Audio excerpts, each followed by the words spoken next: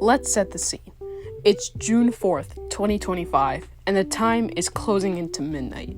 Hundreds of people, Nintendo fans, are waiting in line at their local Target, Walmart, Best Buy, GameStop, or any other stores that sell game consoles.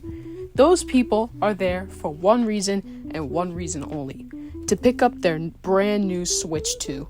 $500, by the way.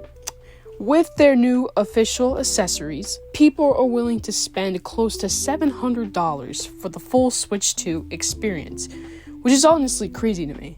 Now that I've introduced the topic, this video will be a part 2 to the video I made about 2 months ago, where I gave my thoughts on the Switch 2 Direct and made predictions. Now that the Switch 2 is finally out, I want to see if I made some good predictions and the new news that came from the Switch 2 launch.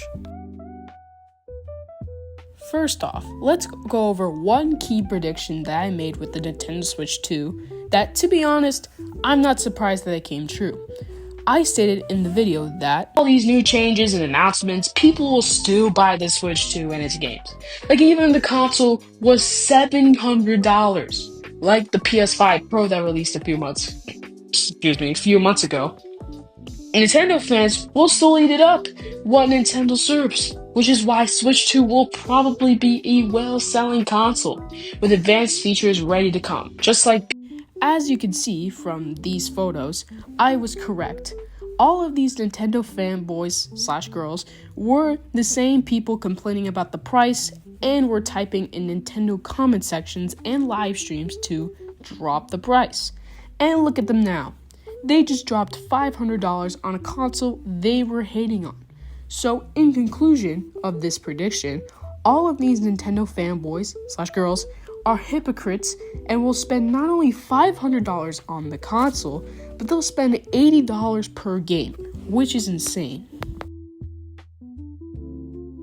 Second, we need to go over the GameStop Switch 2 situation that happened a few days ago. If you haven't heard, one GameStop in New York was selling damaged Switch 2s for people who already pre-ordered the console. The reason why the Switch 2s were damaged in the first place was because the store stapled receipts onto the Switch 2 boxes, and some of the staples ended up piercing through the box and into the screen, since the console is at the top of the box and the cardboard is thin. Fortunately, when customers saw and complained about the damage, GameStop did the right thing and all the customers got replacements and with no damage. So, at least that's good. And finally, the final section of the video: how the Switch 2 is literally impossible to get without pre-ordering the damn thing.